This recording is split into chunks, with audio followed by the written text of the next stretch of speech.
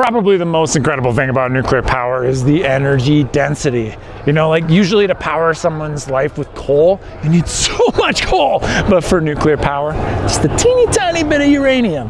Gummy bears with the uranium is equivalent to an entire ton of coal. Yeah. And that's because where uranium comes from. It's 2 neutron stars in binary orbit, getting closer and closer until, pow, uranium all over the universe. Isn't that freaking cool? What did Eric do wrong? He let me speak when he could have been conveying even more valuable information. This has been Sarah with Tips for Nuke Bros.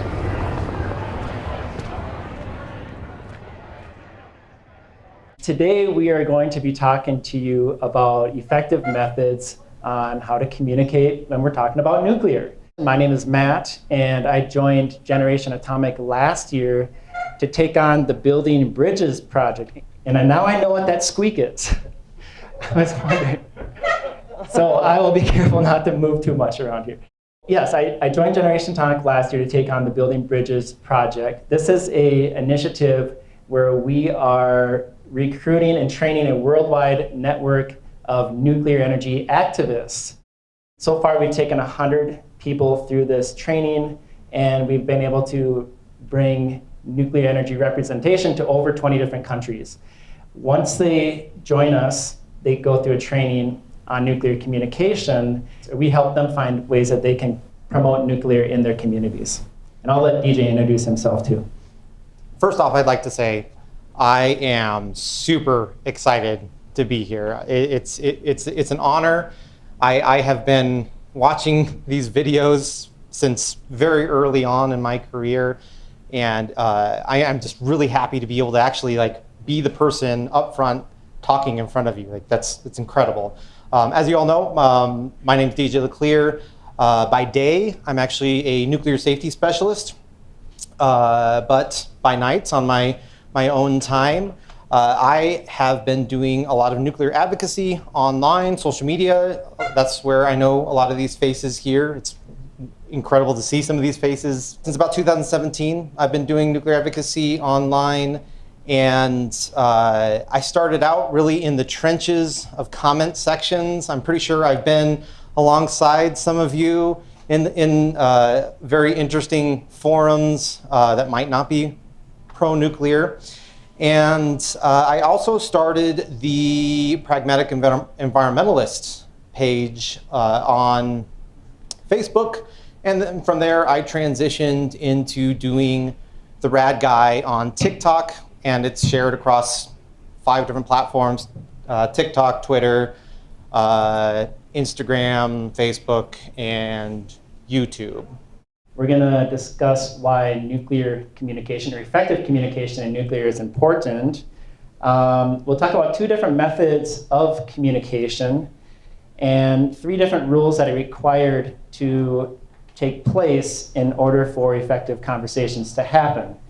Lastly, we'll finish up with an advocacy tool called LeClear's Hill, which DJ himself has developed. Big topic today is how to have effective and productive conversations about nuclear energy. And I would say most of us here are familiar with all the great arguments to support nuclear, but having conversations about nuclear can sometimes be difficult. And there's a number of reasons for that. It's a vast and expansive topic. We've got transmission, distribution, storage, generation, all sorts of ways to go about it and lots to address. There's confusing terminology. There's even lots of misinformation to address. And nuclear in general has its fair share of that. We know that. We've seen people hold on to long-held beliefs that have been debunked long ago. And also, when people hold on to these beliefs for a long time, it can be hard to get them to change their mind. And then also with nuclear and energy in general, it's easy to get into the weeds. How do we know how we're going to talk to our audience in an effective way? We probably know lots of facts and evidence, but how do we discuss that without losing the attention of our audience? Having the right approach is very important, because if it's done right, we can see great results occur. And we've seen this happen throughout history. The women's suffrage movement had to combat ideas that if women were given the right to vote, factories would go out of business due to all the increased worker restrictions. And also, Martin Luther King led the civil rights movement, and he's been highly regarded for his communication style, which included empathy and authority. And I would argue that the Thorium Energy Alliance and all of you that are sitting right here in these chairs have done tremendous work in moving the pro-nuclear opinion forward. We've seen great things happen in the last year. Japan restarting its nuclear fleet, Diablo Canyon being extended. So lots of things going on, and we thank you for that. As Matt mentioned, we have been moving the needle. We've actually been bringing people towards pro-nuclear side, a lot of that being part of your effort. I know that this was actually mentioned already today. I'd like to mention, you might hear some of the things that we're saying have already been said in some presentations before. We did not collaborate that, just to let you know. We just came to those conclusions independently, and now we're sharing with you basically the same thing because the conclusions are all the same. Majority of Americans, they support nuclear power. Majority of Americans, like that's phenomenal.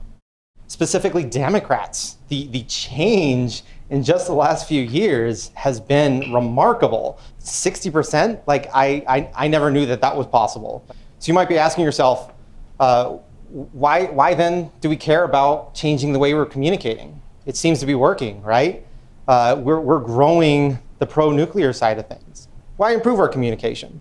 Well, I would argue we've done some of the easy work, right?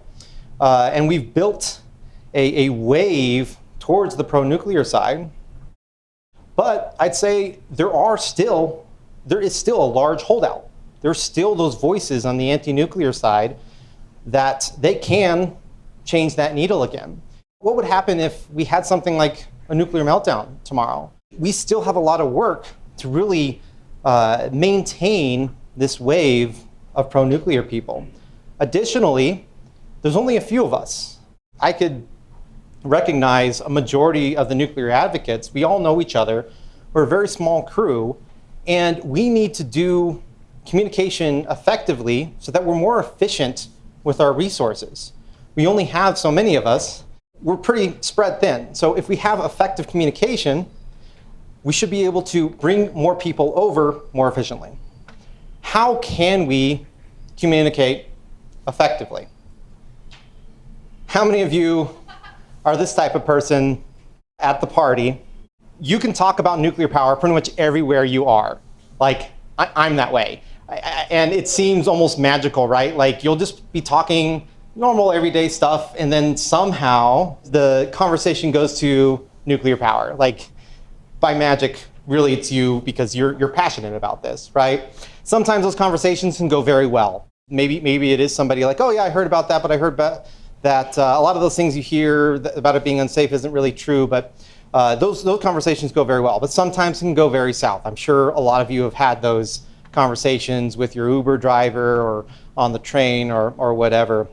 I wanted to give you all an example, a clip of somebody who has a lot of passion, just like all of you, very passionate person when it comes to nuclear power. This clip here really shows a lot of good passion, but maybe it's not the most effective way to reach out to people who are maybe a little on the edge when it comes to pro-nuclear or maybe anti-nuclear. Go ahead. We didn't rehearse this, sorry. Oh, do we have sound? I think you all know exactly what he's saying. I think you all know this clip exactly. I can recreate it. Okay, you want to recreate it? Let's try one more time. The way it goes is like, you don't really know nuclear, you just have a bad feeling about it, but you don't really know anything about nuclear. All you had heard is some crap from Helen Caldecott. That was saying it very nicely. Like, I had to cut out some of the cuss words. So I'd like to say this clip and this video, including the video on the CO2 emissions causing ocean acidification, that had a big impact on me when I was a baby nuke, right? And I was already in the pro-nuclear camp. This is great for us maybe that are already pro-nuclear, but maybe not exactly a good example when you're trying to talk to your Uber driver. But okay, so there are a couple of different ways to approach a conversation like this. And just a question to you all, and you don't have to answer it, but when somebody asks you a question about nuclear, what is your first reaction? If you're like me, the blood pressure rises a little bit. Things get a little tense sometimes. And you might be tempted to respond back to them with facts and information to try to discredit them. This is known as the information deficit model. Essentially, we are providing facts and evidence to counteract their statement and trying to fill in that gap in knowledge that they seem to be displaying. But evidence suggests that this is not very effective. And there are a number of reasons for that. The human brain doesn't operate like a computer. And a lot of times we become attached to our ideas based on emotion. So simply just getting facts and evidence is not very productive. Think about a time it's happened to you. I mean, it's almost impossible to fact check in real time what people are telling you to. So changing minds requires establishing a base level of empathy and understanding before we start digging into the conversation. You need to know where that person is coming from. And this is known as the engagement model. So with the engagement model, we meet people where they're at, establish shared values, and this helps us lead to a more productive conversation. So facts and evidence, they are still important, but let's do a little bit of legwork first. So what does all this mean? How do we engage in the engagement model? Well, this requires a conversation that needs to be handled with care. And the book Crucial Conversations labels these as conversations when the stakes are high, there are opposing opinions, and strong emotions involved. So all of us here in the realm of nuclear advocacy are leaders in some way, shape, or form. And as leaders, we're going to be called in to have conversations like this. So we want to learn from this book how we can counter those, or how we can interact in those conversations and have the greatest success. So when crucial conversations pop up, most of us are conditioned to be nice and think that it's hard to be agreeable or honest and respectful at the same time. And so we're forced to choose between two bad options. You can speak up and hurt the relationship of the person you're dealing with, or stay silent and never express the issue to the level that it needs to be talked about. And well, this is known as the fool's choice, as referred to in the book. And I want to encourage all of you to reject the fool's choice, because there is another option, and using productive dialogue to address the issue at hand is what we want to do. Or in the words of Martin Luther King, our lives begin to end the day we become silent on things that matter. So there are 3 rules to abide by during a conversation. There's actually a lot more, but we tried to skim this down to like the big main takeaways of the book. And they are: collaborate around a mutual purpose, ensure safety, and exchange perspectives. So we're going to look at these individually in a bit here, but first, before we do that, DJ is going to discuss an actual situation where it has worked. So, as I mentioned, I had the pragmatic environmentalist page, right? And on that page, I had a lot of interactions with a lot of people. And one individual that has become a really good friend of mine, some of you might know him, Guido Nunez. Amazing individual. And the way we first met was in disagreement. And it's when I was on my pragmatic environmentalist page, I posted this infographic here. I don't know if you can read. Yep, perfect. Basically, it's saying California spent over $60 billion on their trying to reduce their carbon emissions from their electricity, and basically no success, right? Nothing to show. State of Georgia, they're spending less than half of that, and they're about to reduce their carbon emissions by a quarter. As you all can imagine, posting something like this on Facebook, you're going to get a lot of kickback, right? And I definitely did. And one of them came from Guido. This was our first interaction ever, basically saying, "Hey, you're wrong. This says California has reduced their emissions." So I think one of our first, like Matt was mentioning, we want to respond fist raise. We want to go in there swinging, right? As we mentioned, that's not going to work. What I did, because I had a lot of experience in trying to approach people in a more kind way, but still being strong with the facts, I'm not gonna lie to them or be dishonest. I approached him like this. I thanked him for bringing that up, and that was sincere. I was very appreciative that he was able to give me this resource. And basically, I told him, like, I took a look at your resource. So I went through it, and here's the information from that resource. I pulled that graphic out of his resource, and I showed him, look, in-state emissions from the stuff that's produced actually by California, the stuff they're spending money on, have in fact been flat since the early 2000s. And so this model worked. He thanked me. I thanked him. We basically created this friendship in the comments sections, and I actually messaged him privately, and I invited him to be a part of the Pragmatic Environmentalist. And he actually came in as an editor on my page, because I realized, like, this is the person that I want to be on my page, the person that can go in and do the fact checking. And I'll go into the rest of the story after Matt talks about the rules. Yeah, so we're going to get back to the three main rules of a crucial conversation. First rule is to collaborate around a mutual purpose. So we actually want to convince the other person that we're not in opposition to them, but we're actually on the same side. And to do this, we need to find and express a common purpose, value, or goal. And this can be done just simply by saying what you want from the conversation and what you don't want. So for example, what I want is to exchange perspectives and learn from each other. What I don't want is to cause an argument. So we have to assume that obviously that the person we're working with is both rational and reasonable.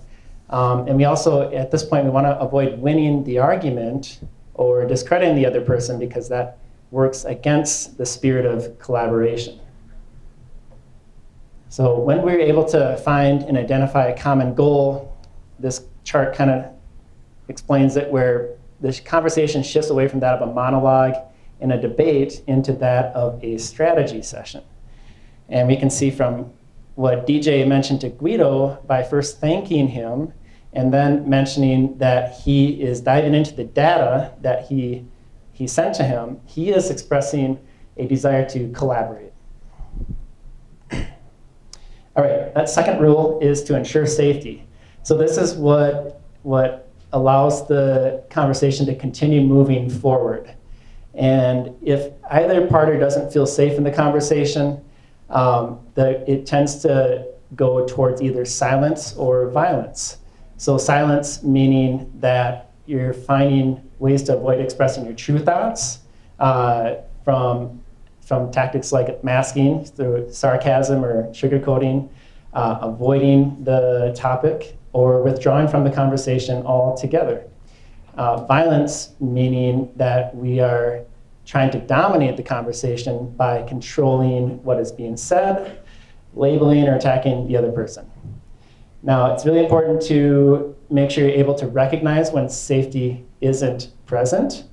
And just use body language if they're not making eye contact or participating in the conversation. Maybe they're raising their voice at you. But if you notice that safety isn't there, you need to reestablish it before you have any hope of the conversation moving forward Best way to reestablish is to just mention your common goal again.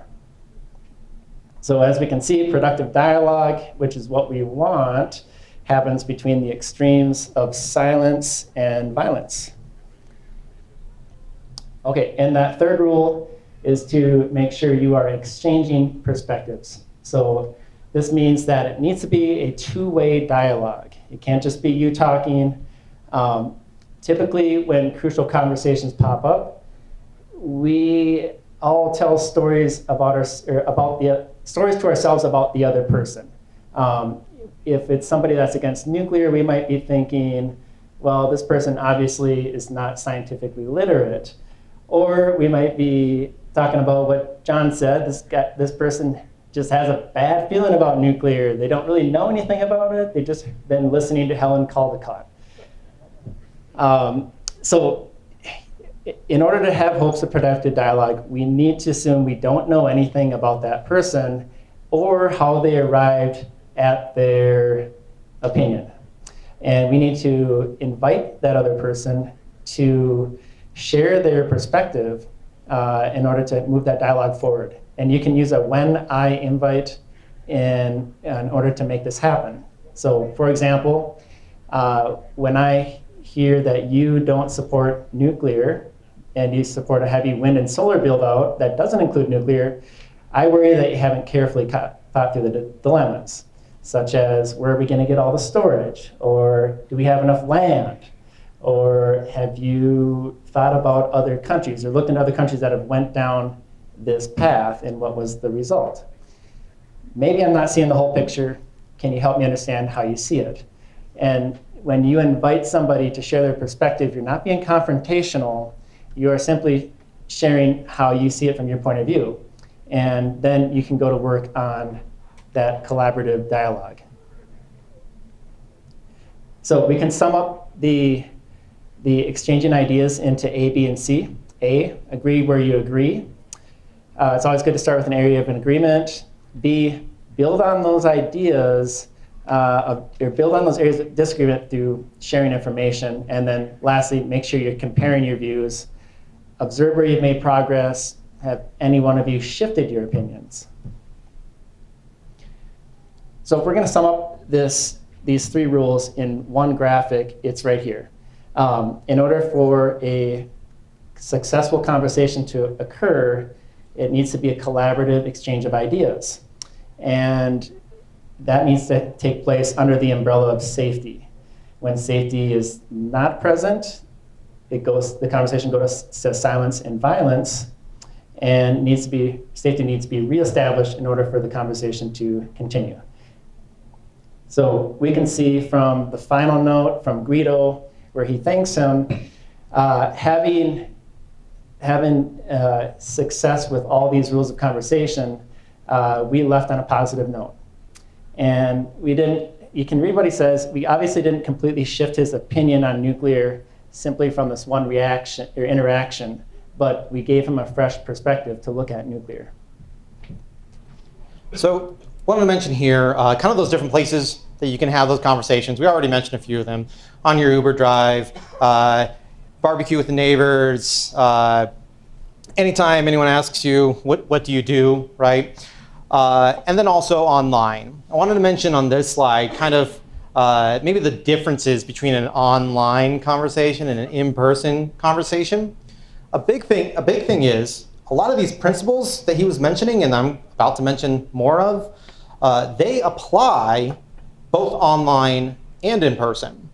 Online, the difference is you don't get that non-verbal communication, right? You can't tell by just looking at words on the screen whether or not this person might feel unsafe.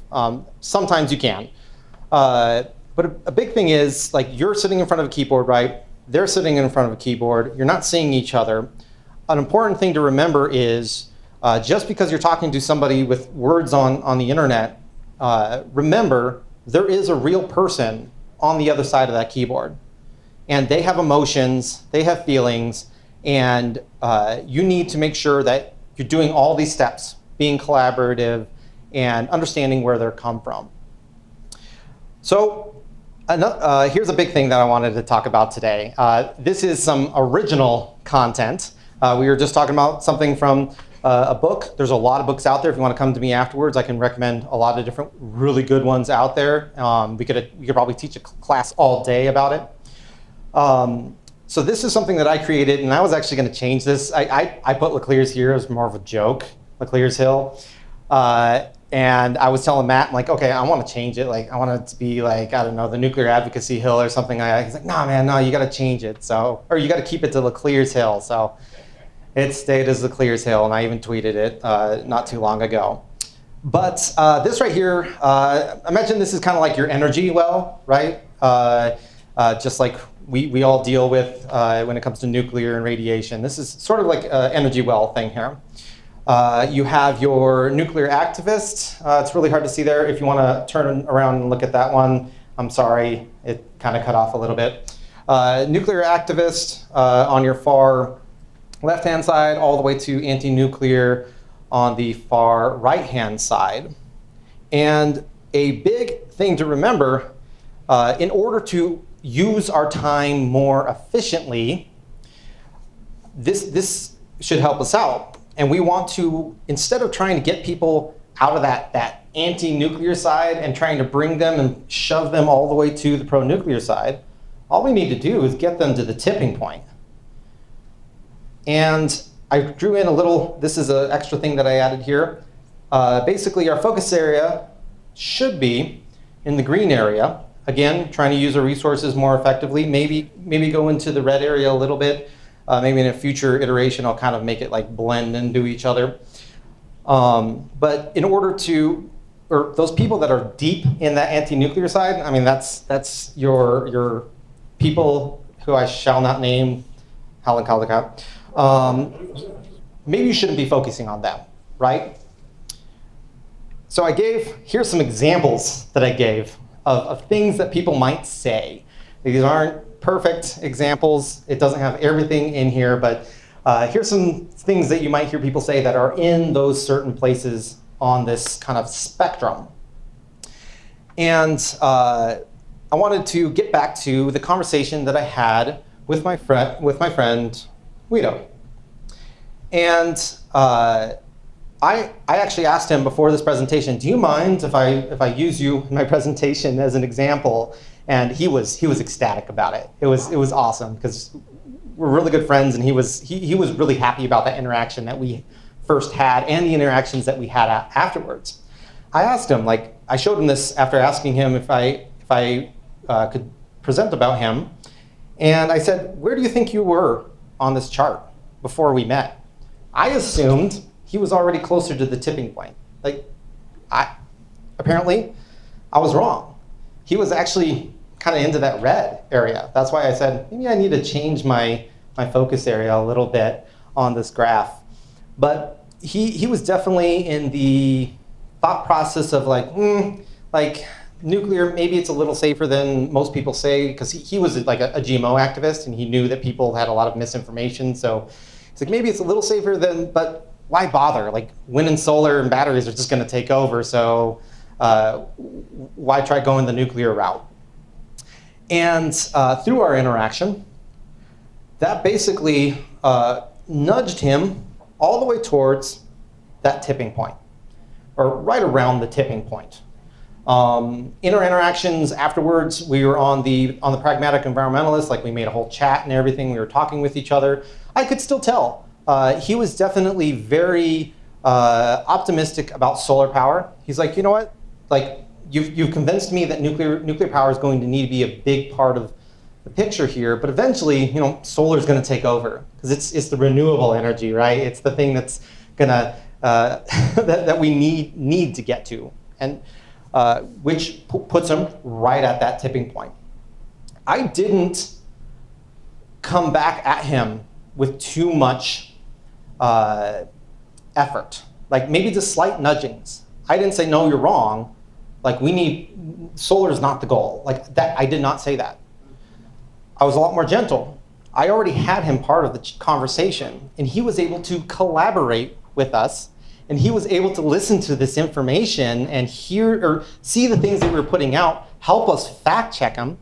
And because of the gravity of the information, it pulled him down that hill. We got him over the tipping point, and he just slid right down that hill, just being around the information, just being around people who he knows are safe people, that they are here to protect the climate.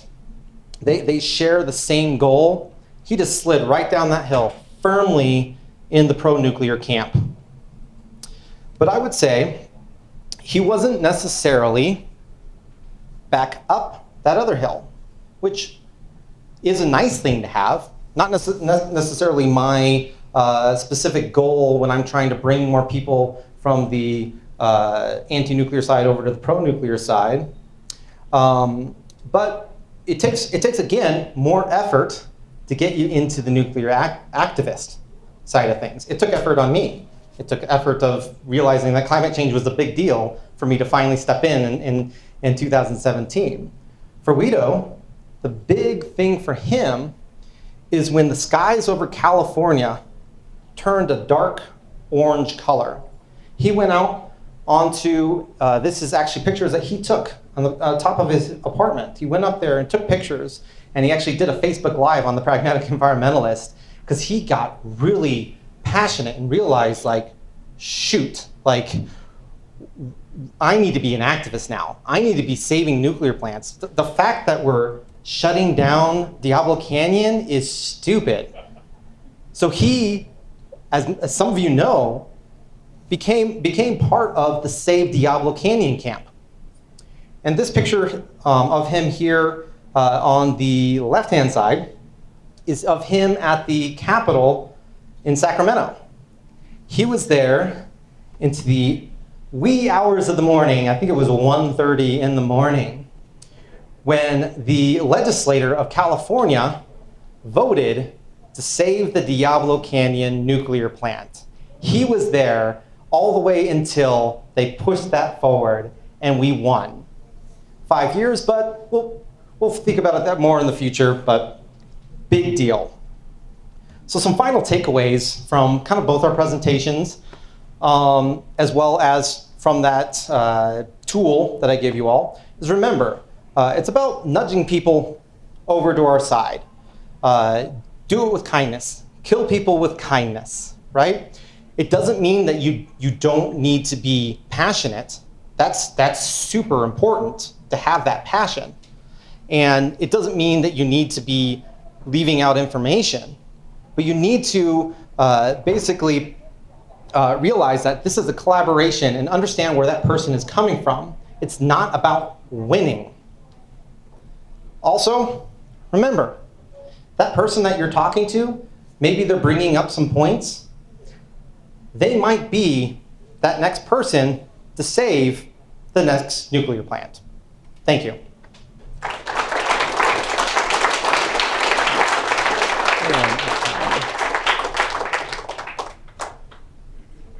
Quite often when I'm actively addressing anti-nuclear comments in comment sections or in social media pages, I'm quite often mentally, I'm addressing not the person directly, but I'm actually just trying to get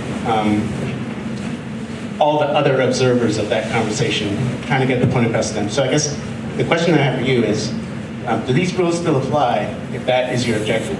I am so glad you asked that question, because I was thinking about when I was rehearsing this. I was like, oh man, I left out this. And thank you for bringing that up, because that's been a common thing that we have talked about, how we're here not necessarily to change that person's mind that you're commenting to.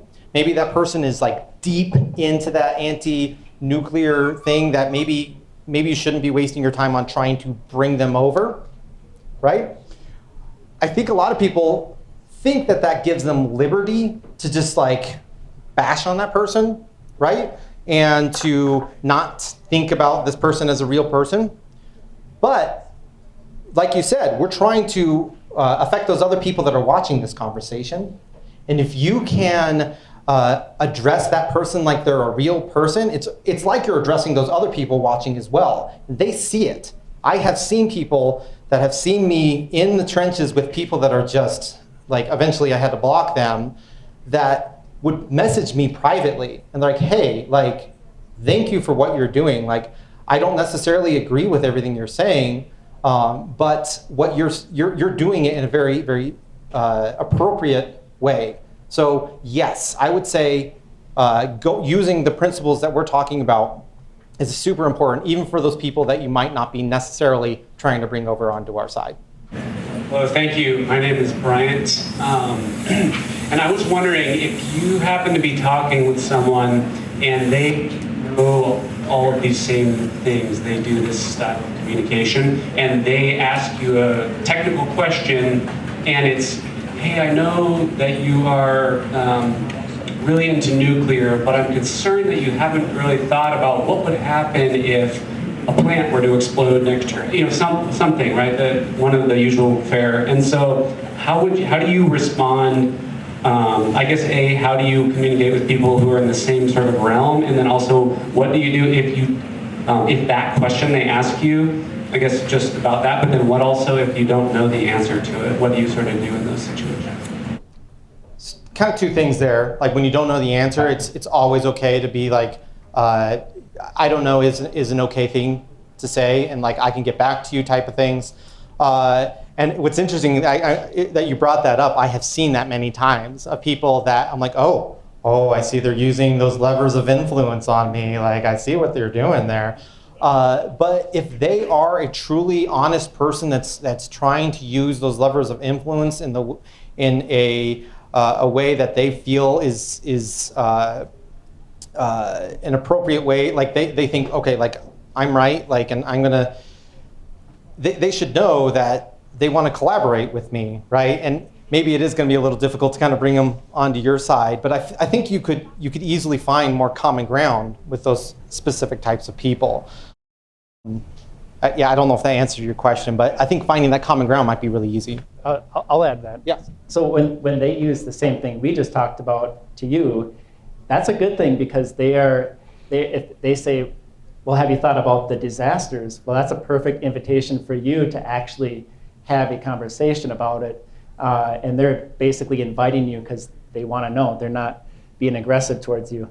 And I'll also say I don't know the answer to that. It is totally okay to say you don't know the answer to that and try to find out later. I don't come from a nuclear energy background, and having been with Generation Atomic for just over a year, there's still a lot I don't know about nuclear, but I'm always okay to express that, when we're in an engagement that is amicable. Time for one more. Alrighty. Okay, who was first? Be honest. All right, go ahead. Hi, I'm Grant Mills. I engage with a lot of people who aren't necessarily anti-nuclear, but are sort of on the fence. They, I guess, sit in the plateau area of your graph. Do you have any techniques for making them feel safe enough to share some of their misgivings instead of standing idly by while you do all the talking? Yes, and we could talk about this all day long, and that's one of the things I kind of left out of my of the presentation, of some of the techniques you can use for those people that are on the edge, usually more willing to listen. One of the things that's important is, if you decide to go extreme to the pro-nuclear side of things, our natural reaction, or people's natural reaction, is to see balance, right? They want to see balance to an argument. So if you come at them from a purely pro-nuclear argument, a very strong one, they want to see that balance, they will tend to gravitate over to represent the anti-nuclear argument.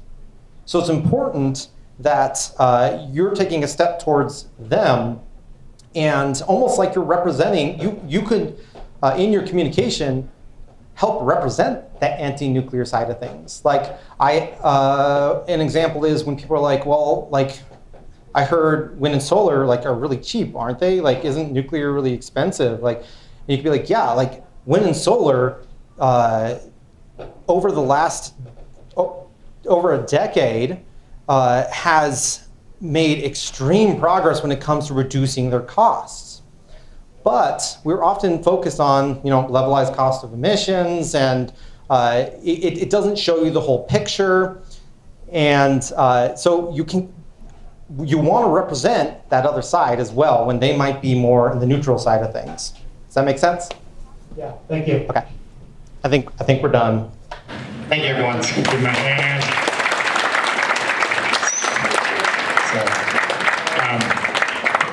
Everybody's heard of the term straw man argument, right? So there's the antonym of that is steel manning the argument, and it's a really good way to build credibility with someone you're talking to, and let them know you've fully researched the issue. You're not just speaking from an isolated, extremely biased position.